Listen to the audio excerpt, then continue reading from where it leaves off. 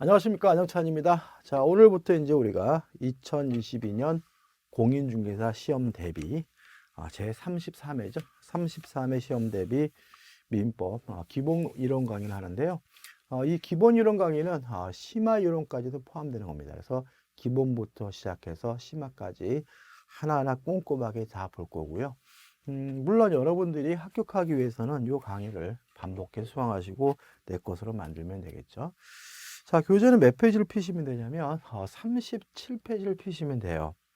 1페이지부터 36페이지 앞부분은 시험법은 아니지만 여러분들이 기본적으로 아셨으면 좋겠다는 그런 거니까 한번 쭉 읽어보시기 바라고, 실제 시험 범위는 37페이지부터 시작한다고 생각하시면 돼요.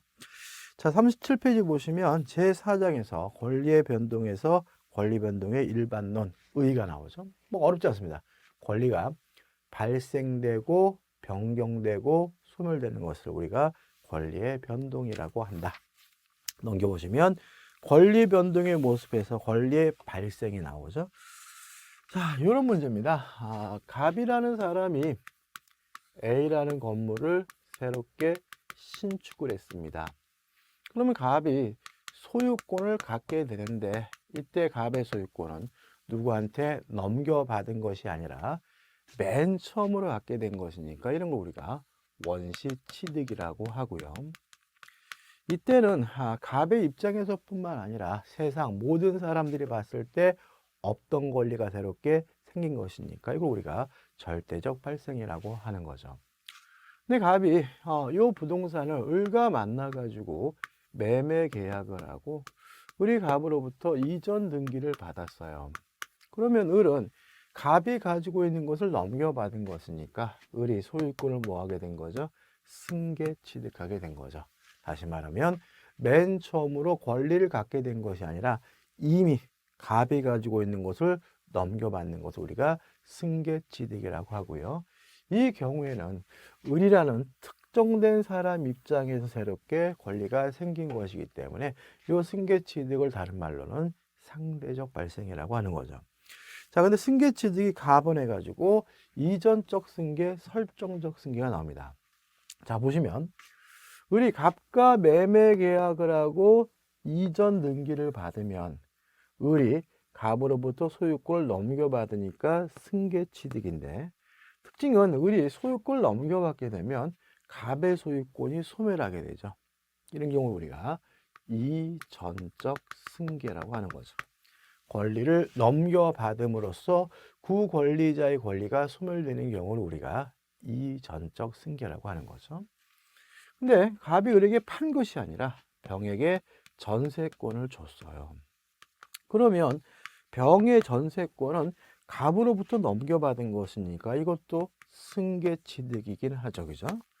근데 특징은 병이 갑으로부터 전세권을 넘겨받는다고 해서 갑의 소유권이 소멸되는 것은 아니니까 이런 거 우리가 설정적 승계라고 하는 거죠. 다시 말하면 권리를 넘겨받음으로써 구권리자의 권리가 소멸되는 경우 우리가 이전적 승계, 권리를 넘겨줬는데도 불구하고 후권리자의 권리가 소멸되지 않고 있으면 우리가 설정적 승계라고 하고요. 그 다음에 이 이전적 승계가 또다시 특정 승계와 포괄 승계로 나뉘고 있는 거죠. 우측에 맨 위에 있죠, 여러분들. 자, 보시면 을이 갑과 매매 계약을 하고 이전 등기 받으면 갑이 가지고 있는 여러 가지 권리 중에서 A라는 소유권, A라는 건물에 대한 소유권, 특정 권리만 넘어오니까 매매를 통해서 소유권을 넘겨받는 것은 특정 승계가 되는 거죠. 근데 만약에 갑에서 을로 상속이 이루어졌어요. 그러면 갑이 가지고 있는 모든 권리가 다 넘어오죠. 다시 말하면 갑이 가지고 있는 A 건물에 대한 소유권만 넘어오는 것이 아니라 갑이 가지고 있는 모든 권리 의무가 한꺼번에 포괄해서 넘어오게 되는데, 상속과 같은 것은 뭐가 되는 거죠? 포괄 승계가 되는 거죠. 자, 여기서 공부하실 때 처음에 시작하면서 이제 얘들이 나오니까 무슨 말인지 몰라도 얘를 깨알같이 외우려고 하는데 그러지 마세요. 어차피 그 얘는 해당 부분에서 공부하게 되면 그것이 원시취득이고 승계취득이라는 것을 이해하시게 되거든요. 외우지 마시고 이 정도만 정리하시면 되고요. 정리하는 의미의 39페이지 대표예제를 풀어볼게요. 대표예제. 물건의 승계취득에 해당하는 것은이죠. 자, 승계취득이 이전적 승계와 설정적 승계가 있고, 이전적 승계가 또다시 포괄 승계와 특정 승계와 포괄 승계가 있죠. 따라서 상속과 같은 포괄 승계는 뭐의 일종이죠? 승계취득의 일종이니까 답은 2번 상속에 의한 소유권 취득이 답이 되겠죠. 물론 4번 건물을 신축하는 것은 원시취득이고요. 1번, 3번, 5번처럼 무주물 선점이나 환지 처분, 공용징수 이런 것들도 법률 규정에 의해서 소유권이 부여되는 것이니까 원시취득으로 이해되고요. 답은 뭐죠? 2번이 됩니다. 자, 그 다음에 이제 권리의 변경이죠. 일단 주체 변경은 이전적 승계다. 자, 을이 갑과 만나서 매매 계약을 하고 이전 등기 받으면 을이 갑으로부터 권리를 넘겨받으니까 승계취득이고요. 갑의 소유권이 없어지니까 이전적 승계인데 또 결과적으로 소유권의 주체가 갑에서 소유권의 주체가 을로 바뀌게 되는 거잖아요. 그러면 주체 변경이라는 것은 무엇과 같은 개념이 되는 거죠? 이전적 승계와 같은 개념이 되는 거죠. 나번 내용의 변경입니다. 정리해보죠. 자, 내용의 변경이요. 둘로 나뉘어요. 첫째, 질적 변경이라는 것과 그 다음에 양적 변경이라는 것으로 나뉘고요. 항상 조심할 것은 뭐냐 하면 무엇과 구별하셔야 되냐면 작용의 변경과 비교를 좀 하셔서 기억해 두셔야 돼요. 시험에 잘 나오는 부분은 아니지만 가끔 나올 수 있는 부분이니까 좀 기억해 두시는데 일단 개념은 이렇습니다. 질적 변경이 뭐냐? 권리 자체가 다른 권리로 뒤바뀌는 것을 말해요. 양적 변경은 뭐냐? 권리 자체는 바뀌지 않고요. 권리자로서 할 수 있는 일에 양등이 바뀌는 걸 우리가 양적 변경이라고 해요. 작용의 변경은 권리 자체도 안 바뀌고 양도 안 바뀌고 작용만 바뀌는 걸 우리가 작용의 변경이라고 하거든요. 자, 그럼 생각해 보자고요. 자, 질적 변경, 권리 자체가 바뀐대요. 자, 여러분들 생각해 보십시오. 자, 권리가 변경이 된다라는 말을 들으시면 뭐가 떠오르시나요? 권리가 다른 권리로 뒤바뀌나 보다. 이게 뭐예요? 질적 변경인 거예요. 권리 자체가 다른 권리로 뒤바뀌는 거. 제가 그 아파트에 임차권자였는데 열심히 저축을 해서 그 아파트의 소유권을 취득했어요. 그러면 저의 권리가 임차권에서 소유권을 바뀌죠. 이게 뭐예요? 질적 변경. 규제에 나와 있는 이런 거죠. 갑이 자신이 소유하고 있는 부동산에 대해서 을과 만나서 매매 계약을 하며 매매 대금을 달라고 요구할 수 있는 매매 대금 청구권, 매매 대금 채권을 갖겠죠. 근데 을이 약속한 날 돈을 안 줘요. 그럼 결국 갑은 을에게 네가 나하고 매매 계약을 하고 매매 대금을 안 주는 바람에 손해가 발생했다. 갑은 을에게 손해배상을 청구하게 되겠죠. 그러면 갑이 가지고 있던 권리는 원래 뭐였어요? 매매 대금 채권이었는데 뭐로 바뀌었습니까? 손해배상 채권으로 바뀌었죠. 권리 자체가 다른 권리로 뒤바뀌었으니까 이거 우리가 질적 변경이라고 하는 거죠. 양적 변경이요. 자, 갑이라는 사람이 소유권이 있습니다. 자, 소유권이 있다라는 말은 그 물건을 사용할 수 있고 수익할 수 있고 처분할 수 있다는 얘기잖아요. 근데 갑이 이 소유물에 을에게 무엇을 줬냐면 전세권을 줬어요. 전세권을 설정했어요. 자, 그럼 생각해 보자고요. 갑이 을에게 전세권을 주더라도 갑이 여전히 그 부동산의 소유권자인 거죠. 권리 자체는 변하지 않았어요. 근데 이제 이 집에 살아야 될 사람은 더 이상 갑이 아니라 을이고 을이 사용하고 수익해야 되니까 갑은 더 이상 사용할 수 없고 수익할 수 없겠네요. 그러면 갑은 여전히 소유자이긴 하지만 더 이상 사용할 수 없고 수익할 수 없다. 할 수 있는 일에 양이 변경됐으니까 양이 줄어들었으니까 이게 뭐가 되는 거죠? 양적 변경이 되는 거죠. 다시 말하면 소유권자가 자신의 물건에다가 제한 물권을 설정하는 것처럼 여전히 소유자이긴 한데 더 이상 사용할 수 없고 수익할 수 없다 할 수 있는 일의 양이 주는 경우를 우리가 양적 변경이라고 하는 거죠.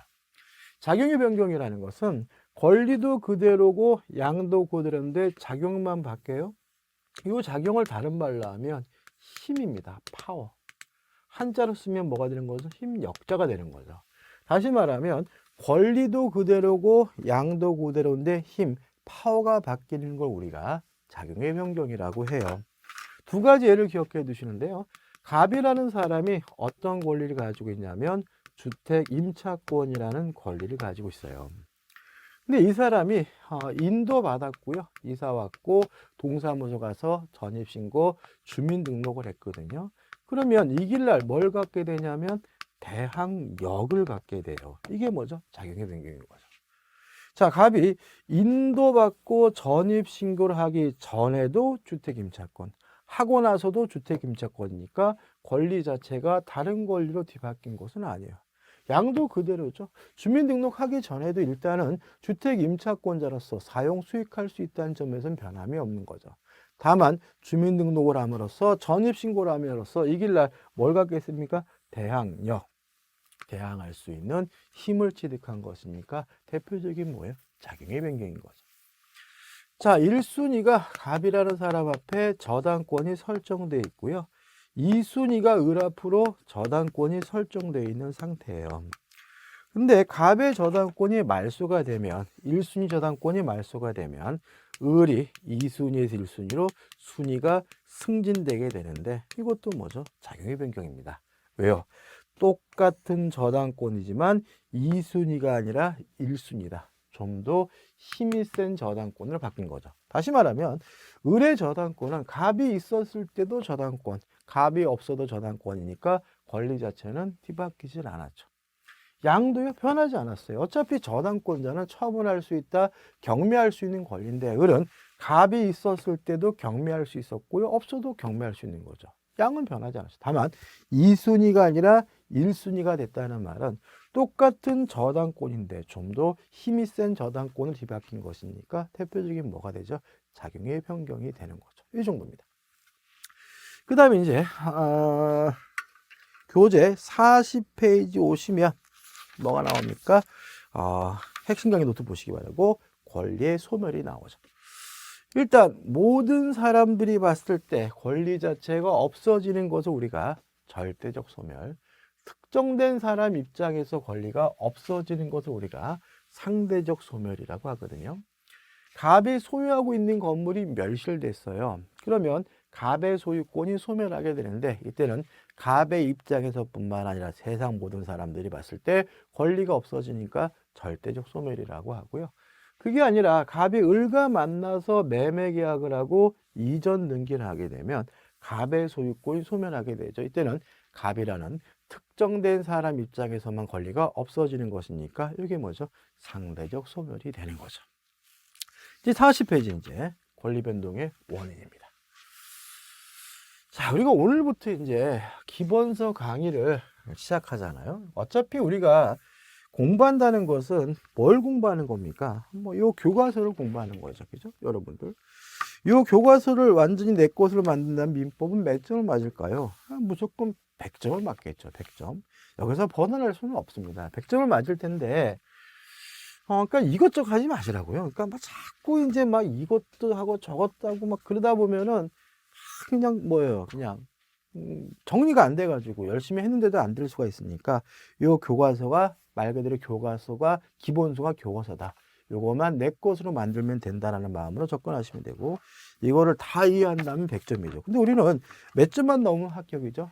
평균 60점 넘으면 합격이니까 말 그대로 진짜로 액면 그대로 요차게 60%만 내 것으로 만든다면 합격할 수 있는 것이니까 또 이렇게 양이 많다고 생각할 수는 없는 것 같아요. 아무튼 우리가 천리길도 한 걸음부터 뭐 이런 말도 있고 시작이 반이라는 말도 있고 시작했다면 끝까지 다 하셔서 내 것으로 만드시면 누구나 다 뭐 할 수 있냐면 합격할 수가 있습니다. 자, 40페이지 권리 변동의 원인. 자, 이게 하는 이유가 있습니다. 자, 한번 예를 들어 볼게요. 갑이라는 사람이 A라는 건물을 가지고 있어요. 소유권이 있어요. 자기 앞으로 등기를 하고 있는 거죠. 이 갑이 이 건물을 팔고 싶어서 을과 만나가지고 내 건물 살래 청약이라는 의사를 표시했어요. 을이 가서 보니까 마음에 들어요. 좋다, 내가 사겠다. 그래서 을이 갑에게 승낙이라는 의사를 표시하게 되면 결국은 갑과 을이 뭐 한 거냐면 매매라는 계약을 체결하게 된 거죠. 이렇게 매매라는 계약이 체결되면 이제 을은 갑에게 매매 대금을 지급하게 되고요. 갑이 을로부터 매매 대금을 다 받았다면 갑은 을에게 뭘 해줍니까? 이전 등기를 해주게 되는 거죠. 그러면 어떻게 해요? 다 끝나게 되는 거죠. 근데 이게 민법의 전부라는 점이죠. 그래서 실제로 우리가 민법을 공부한다는 것은 민법 총칙과 물권법과 계약법을 공부하는 건데, 그 민법 총칙, 물권법, 계약법을 공부한다는 것은 여기 나와 있는 하나의 거래를 완성시키는 과정이라는 점이에요. 자, 우리는 민법 총칙에서 주로 뭘 공부하게 되냐면 의사표시라는 것을 공부하게 돼요. 그래서 저하고 여러분하고 의사표시 한 달 동안 떠들면 되면 이제 민법 총칙이 끝나게 되고요. 물권법 가서 뭐 하냐면은 소유권이다, 지상권이다, 저당권이다, 등기다, 이전 등기다 하게 되면 뭐가 끝나냐면 물권법이 끝나게 돼요. 계약법 가서도 뭐 하겠습니까? 계약법 가서 청약이다, 승낙이다, 계약이다, 매매다, 임대차다 하게 되면 뭐도 끝나요? 계약법도 끝나는 거죠. 그래서 계약법까지 가게 되면 하나의 거래가 완성이 되는 거예요. 그래서 민법은 어느 한 부분을 집중해서 공부한다 그래서 실력이 향상되지 않습니다. 왜요? 하나의 거래의 일부만을 공부하는 것이니까요. 그래서 죽이 되든 밥이 되든 뭐 아니면 도달한 생각으로 끝까지 다 가야 돼요. 그래서 처음부터 시작해가지고 계약법까지 다 간 다음에 돌아오고 이런 식으로 전부를 다 보는 과정을 반복해야 되고요. 어떤 한 부분을 집중해서 공부한다고 해결되는 거 아니라는 거 주의하셔야 되고요. 그 다음에 또 하나 이제 말씀드릴 것은 뭐냐면 시간이 필요합니다. 그래서 한 달 공부했으니까 내가 무조건 민법실 몇 점 되겠지. 이렇게 생각하는 것은 좀 오산입니다. 왜요? 끝까지 다 가봐야 알거든요. 그죠? 그러니까는 좀 시간을 가지고 인내를 가지고 차근차근 접근하시기 바라고요. 실제로 이렇게 말씀드려도 맨날 앞대결에만 공부하다 끝나신 분들 많은데 조심하시기 바랍니다. 그 다음에 모든 스토리에 계속 연결되는 거죠. 자, 오늘부터 이제 시작을 하는 거예요. 자, 한번 보죠. 갑이 을과 만나서 매매 대금을 지급하고 이전 등기를 하게 됐어요. 이걸 우리가 뭐라 하냐면 법률 효과라고 해요. 왜 이 사람들은 매매 대금을 지급하고 이전 등기를 했냐면 매매라는 계약을 했기 때문이죠. 이걸 우리가 법률 요건이라고 해요. 또 매매라는 계약, 법률 요건을 듣다 보니 그 안에는 청약이라는 의사표시, 승낙이라는 의사표시, 구성 분자가 있죠. 이걸 우리가 법률 사실이라고 하는 거죠. 그럼 이렇게 되는 거죠. 개별적인 사실인 법률 사실이 모여서 법률 요건을 만들고요. 법률 요건이 만들어지게 되면 일정한 뭐가요? 효과가 생긴다. 이렇게 되는 거예요. 그럼 법률 요건이 뭐예요? 그죠 볼까요? 자, 40페이지 하단에 1번 법률 요건입니다. 법률 요건이란 일정한 법률 효과를 발생케 하는 원인으로서 개개의 법률 사실로 구성된다. 다시 말하면 법률 요건이라는 것은 법률 효과를 발생시키는 원인을 말하는데 무엇에 의해서요? 법률 사실에 의해서 만들어지는 거죠. 그다음 법률 사실이 뭐냐? 우측에 보시면 이 법률 사실, 제가 읽어보겠습니다. 법률 요건을 구성하는 개개의 사실을 법률 사실이라고 한다. 합치면 법률 사실이 모여서 법률 요건을 만들고 법률 요건이 만들어지게 되면 일정한 효과가 생긴다. 이게 결론인 거고, 우리가 이러한 것들을 공부한다는 것은 결국은 법률 사실과 법률 요건과 법률 효과까지 공부한다는 얘기인데, 자, 시작을 하면서 뭐부터요? 법률 사실부터 보는 거죠. 그래서 사실 1페이지 3번 중간에 법률 사실에 분류를 합니다. 자, 법률 사실은 용태라는 것하고요, 사건이라는 것으로 나뉩니다. 나누는 기준은 사람의 정신작용이죠. 사람의 정신작용이 개입될 수 있는 거, 끼어들 수 있는 걸 우리가 용태라고 하고요. 사람의 정신작용이 개입될 수 없는 거, 끼어들 수 없는 거 우리가 사건이라고 합니다. 자, 교재 몇 페이지 나와 있나요? 사건부터 볼게요. 43페이지 하단에 보시면 이렇게 나와 있죠. 2. 사람의 정신작용을 하지 않는 법률사실에서 사건이란 사람의 정신작용이 개입될 수 없는 법률사실 우리가 사건이라고 해요. 그럼 사건이 뭐가 있느냐? 가장 대표적인 것이 시간의 경과죠. 왜요? 시간이 흘러가는 것은 사람의 정신작용이 개입될 수가 없으니까요. 두 번째, 자연현상이죠. 자연현상도 사람의 정신작용이 개입될 수 없으니까 사건이고요. 사건으로서 가장 중요한 것이 뭐죠? 부당이득이죠. 자, 부당이득은 부당한 이득, 잘못된 이득 이렇게 이해하지 마시고 원인 없는 이득으로 이해하시고요. 원인 없이 갖게 되는 이득이기 때문에 법적 성질이 사건이 된다는 거 주의하시기 바랍니다. 용태입니다. 용태, 사람의 정신작용이 밖으로 표출이 되면 이거 우리가 외부적 용태라고 하고요. 사람의 정신작용이 머릿속에 머물고 있으면 이걸 우리가 내부적 용태라고 해요. 외부적 용태는 우리가 흔히 행위라고 하죠. 그래서 행위에 법적 정의가 나온 거죠. 행위라는 것은 꼼지락거리는 것이 행위가 아니라 사람의 정신작용이 밖으로 표출되고 있는 것이 행위고, 내부적 용태는 우리가 흔히 의식이라고 하죠. 의식, 생각 이런 건데 우리가 기억할 것은 교재에는 의사적 용태, 감념적 용태를 나누지 마시고 그냥 하나만 잊지 마시자고요. 선이 뭐죠? 모르고 있는 정신 상태. 악이 뭐가 되죠? 알고 있는 정신 상태 이렇게 되는 거죠. 근데 외부적 용태의 행위가 다시 둘로 나뉩니다. 법에 반하지 않으면 적법하면 우리가 적법행위라고 하고요. 법에 반하면 우리가 이걸 위법행위라고 해요. 여기서 좀 조심할 것은 뭐냐면 위법행위여야지만 손해배상을 청구할 수 있다는 건 꼭 기억해 두셔야 돼요. 어차피 우리 공인중개사 시험에서 손해배상을 청구할 수 있느냐 없느냐 물어보는 문제는 반드시 나올 거고요. 가장 중요한 기준은 위법입니다. 따라서 위법한 자가 손해를 보전해 주는 것을 우리가 손해배상이라고 하므로 손해배상을 청구하기 위해서 반드시 무엇을 전제합니까? 위법행위를 전제하는 거죠. 자, 위법행위가 두 가지가 있어요. 채무불이행과 불법행위죠. 채무불이행은 뭔가요? 고의나 과실로 채무를 이행하지 않거나 못하게 되는 것이 채무불이행이고요. 불법행위도 위법행위입니다. 불법행위가 뭔가요? 고의나 과실로 타인에게 손해를 입히는 것을 우리가 불법행위라고 해요. 그럼 결과적으로 손해배상 청구의 원인은 채무불이행이거나 불법행위하지만 손해배상을 청구할 수 있다는 거 꼭 머릿속에 가지고 가시기 바랍니다. 자, 적법행위죠.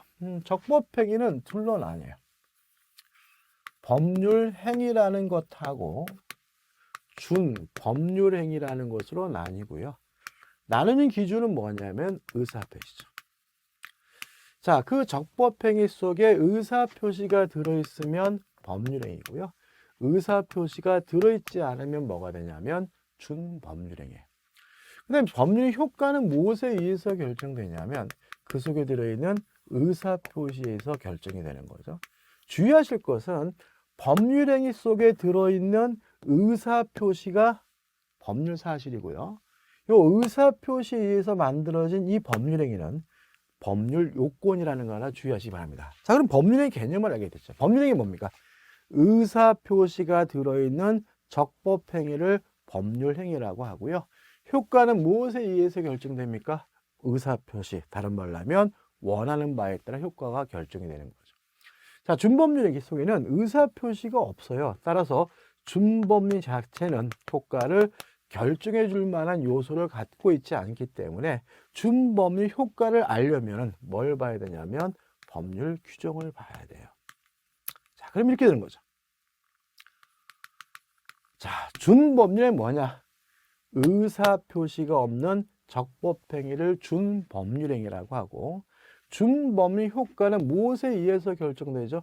법률 규정에 의해서 결정된다는 걸 알 수가 있는 거죠. 자, 교재 볼까요? 자, 교재 42페이지 맨 위죠. 준법행위. 의사표시가 없는 적법행위를 준법률행위라고 하며 행위자의 의도와는 관계없이, 다른 말로 하면 의사표시와는 관계없이 법률의 규정에 의하여 일정한 효과가 부여되는 것이 특징이죠. 그죠? 자, 교재는 우리가 표현행위, 비표현행위 나누지 마시고 그냥 바로 들어갑니다. 자, 준법률 뭐가 있냐면 첫째, 의사의 통지입니다. 미 확정된 의사를 상대방에게 알려주는 것을 우리가 의사의 통지라고 하고요. 각종 최고와 거절이 의사의 통지다. 최고, 거절은 뭐죠? 의사의 통지. 이거 외우셔야 돼요. 그 다음에 관념의 통지.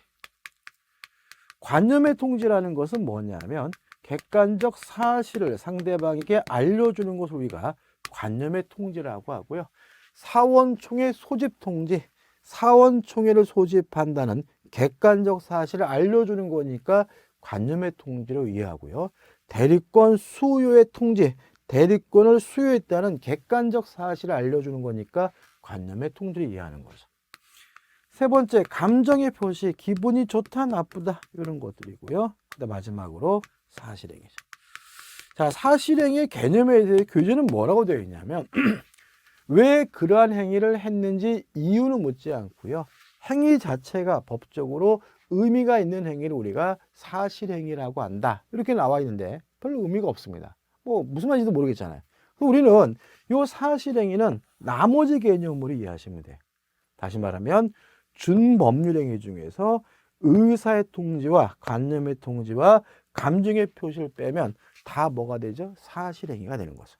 뭐 공부를 한다, 밥을 먹는다, 이빨을 닦는다, 운전을 한다, 뭐 이런 것들은 다 뭐가 되는 거죠? 사실행위로 들어가게 되는 거죠. 여기까지입니다. 자, 이거 가지고 이제 정리하는 의미에서 뭘 볼 거냐면 페이지 45페이지 오시면 대표 예제가 나와요. 자, 풀어보죠. 우리 공인중개사 기출 문제죠. 법률 사실과 법률 요건에 관한 설명으로 틀린 것은 1번 임대차 계약은, 그죠? 계약입니다. 계약은 청약과 승낙이라는 의사의 합치로 성립하는 법률 요건이다. 다시 말하면 청약과 승낙이라는 의사표시는 법률 사실이고 그것에 의해서 만들어진 계약, 이거는 뭐죠? 법률 요건. 법률행위는 뭐죠? 법률 요건인 거죠. 2번 어떤 사정을 알지 못한다는 의미에서 선의도 법률 사실이다. 물론 법률 사실이 아닌 게 없겠죠, 그죠? 선의는 여기 있죠. 내부적 용태로서 법률 사실의 일종인 거죠. 3번 시간의 경과는 사람의 정신작용에 의하지 않는 법률 사실이다. 사람의 정신작용이 개입될 수 없는 법률 사실을 우리가 사건이라고 하고요. 가장 대표적인 것이 뭐가 있습니까? 시간의 경과가 있는 거죠. 4번 무권 대리행위의 추인 여부에 관한 상대방의 최고는 의사의 통지다. 이거죠. 최고와 거절, 각종 최고는 뭐죠? 준법률행위로서 의사의 통제예요. 답은 5번인데 5번 민법 제552조에 따라 상대방이 최고했음에도 최고에다가 동그라미 치시고요. 해제권자의 통지가 없기 때문에 해제권이 소멸한 효과는, 그러면 효과는에다가 동그라미를 치시면 최고의 효과는이죠. 자, 보자고요. 최고는 의사의 통지로서 준법률행위입니다. 준법률 효과는 무엇에 의해서 결정되냐면 법률 규정에 의해서 결정이 되거든요. 근데 5번 질문은 최고의 효과는 당사자 의사에 근거한다. X죠.